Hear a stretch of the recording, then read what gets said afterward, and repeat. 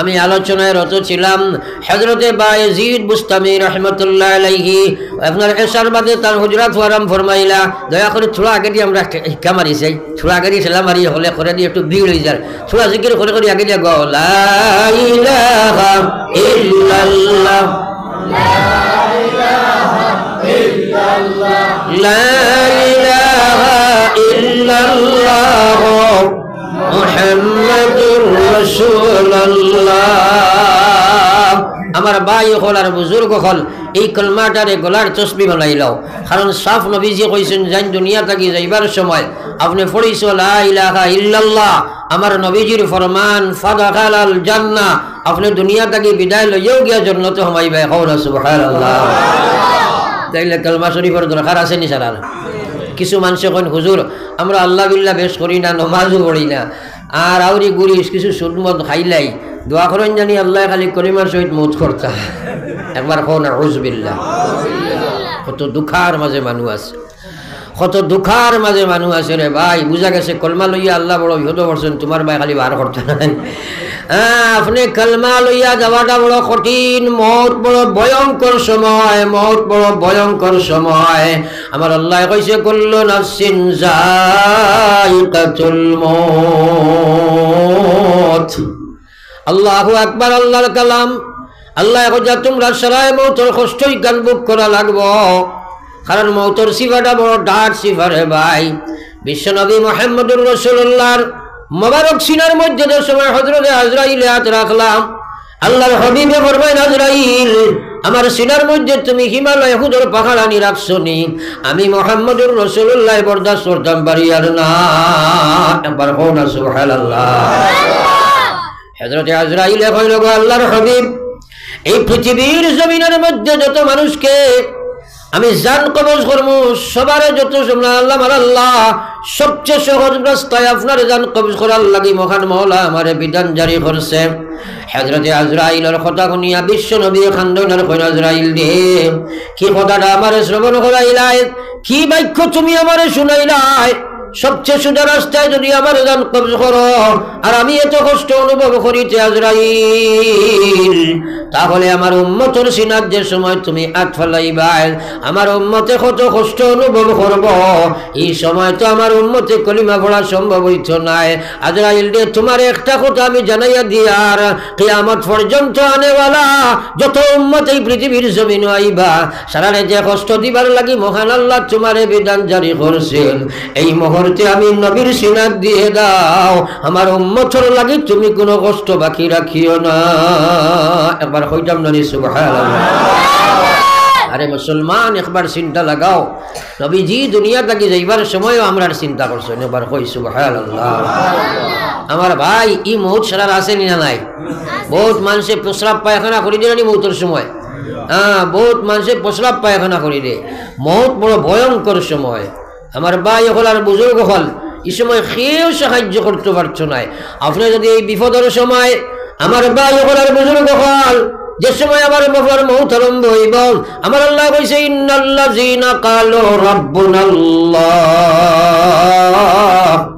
আমার যে গোলাম হকলে কইছেন আমার রব আল্লাহ আমার স্বীকারোক্তি করিয়া ঈমান আনছেন সুম্মাস্তাকামু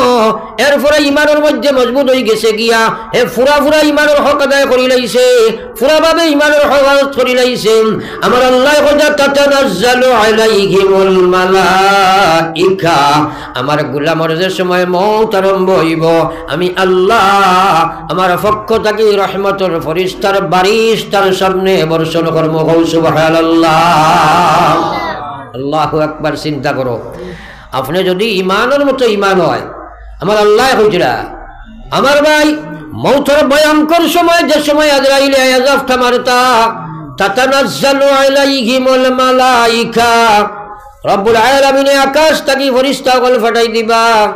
তারা আয়া আপনার সামনে আয়া কইবা আল্লাহ তাখাফু ওয়ালা তাহজানু আল্লাহ তাখাফু ওয়ালা তাহজানু ওয়া আবশিরু বিল জান্নাতিল্লাতী কুনতুম তুআদুন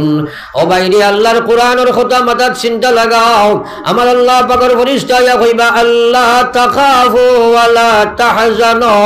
ও গোলাম বান্দি তুমি ডরাইও না তুমি কোনো ভয় করিও না কোনো চিন্তা করিও না আল্লাহ তাখাফু তোমরা ডরাইও না ওয়ালা তাহজানু তুমি যেন চিন্তা করিও না ওয়া আবশিরু বিল জান্নাতিল্লাতী কুনতুম তুআদুন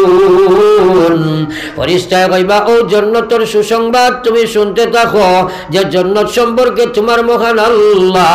তোমার লগে প্রতিশ্রুতি দিয়েছিলা একবার কওনা সুবহানাল্লাহ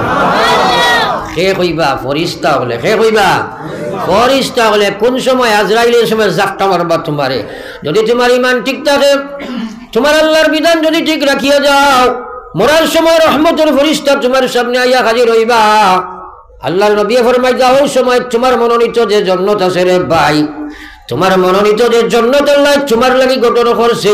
ফেরেশতা সেই জান্নাতের সিনারে তোমার চকুর সামনে তুলিয়া ধরবা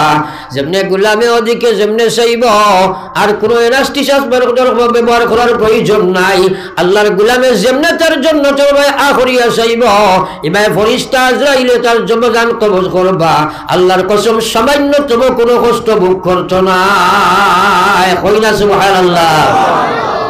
আল্লাহু আকবার যে সময় জান্নাত খান তুলাবাড়ি ধরবা ফেরেশতায় আপনি জান্নাত খান বা চাইবাই আপনার মাটির জিসিম তাকিয়া জান বারইতো করি পাগল হয়ে যাব জান্নাত বাইতো করি কওনা সুবহানাল্লাহ একদিনও চিন্তা করছো নিজের কিসা কাহিনী কইয়া না ডাইরেক্ট কোরআন শরীফ কইয়া আমার ভাই এখনার বুজুর্গ খাল দুনিয়ার মানুষের ভাই মানুষের যদি চাইয়া দৈহিক কষ্ট বোধ পায় না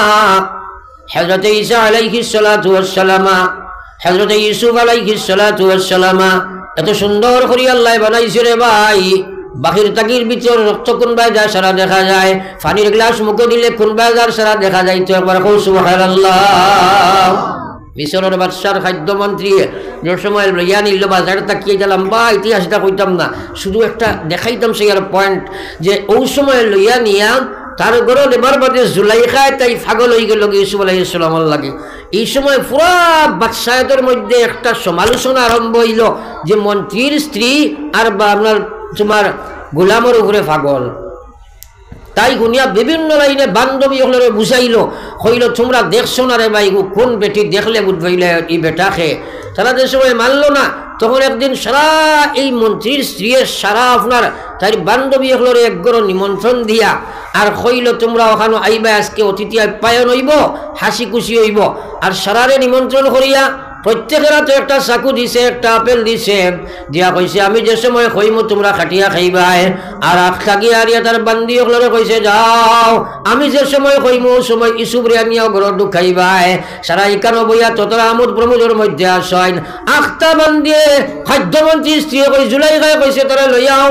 হযরত ইউসুফ রে আনিয়া হাজির করা হইছে আর বান্দি হলে তারা আপেল ওই সময় কইছে খাও তোমরা খাটিয়া ওই সময় তারা আপেল খাটা আরম্ভ করছেন আখতা ইউসুফ আলাইহিস সালাম আয়া দরজা বাই ঢুকিছেন যেমনে তার বান্ধবী হলে দেখছে দেখিয়া কইছে মা কুল হাশালিল্লাহ আয় কইছে ইয়া আল্লাহ ই বেটা তো কোনো মানুষ নাই ই বেটা তো নিশ্চয় আল্লাহর ফেরেশতা একবার কওনা সুবহানাল্লাহ আর যেমনে হবাই চাইছে জুলাইখায় আর সারা বান্দি হলে হবাই করি চাইছন ইবাদি তারা দিকানা খাটিয়া রক্ত বাইয়া খাফর চুবর বিজিয়া যার যেমনি হবাই হাক্কা বক্ষা লাগছন এক নবীর মানুষের সুরত দেখিয়া যদি মানুষে তারা খাটিতে বুঝবায় না আল্লাহর বানাই জন্নতিকান দেখার বাদে বন্দায় জান কবজ করতে বুঝবাইবন ছোড়া মাতেন না নবী যে ফরমাইতা তোমরা যদি ইমানদার বনে যাও আল্লাহর রহমতের ফেরেশতা তোমরা লাগি ফাটাইবা এই সময় আটার খামিরের ভিতরে আটার রুটি বেটিয়ে বানাইতো চাইছেন ওই সময় খামির কুটি বানাইয়া খামির তাকি চুল টান দিবার করতে জেলা বোঝা যায় না ওলা যে সময় বন্দায় তার মনোনীত জন্নতিকান দেখব আজরাইলে জান কবজ করবা সামান্যতম কোনো কষ্ট উপভোগ করছ না সুবহানাল্লাহ আমার ভাই এই কঠিন সময় আমরা লাগি আছে কঠিন সময় আছে লাগি নবীজি দোয়া করতা আল্লাহুম্মা আইন্নি আলা সাকরাতিল মউত সবাই পড়ো আল্লাহুম্মা আইন্নি আলা সাকরাতিল মউত আল্লাহুম্মা আইন্নি আলা সাকরাতিল মউত اللهم أعني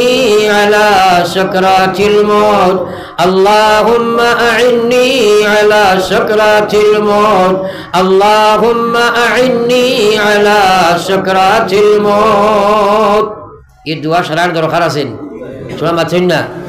এর অর্থ হইল আপনি কইলে আল্লাহ রে ও আল্লাহ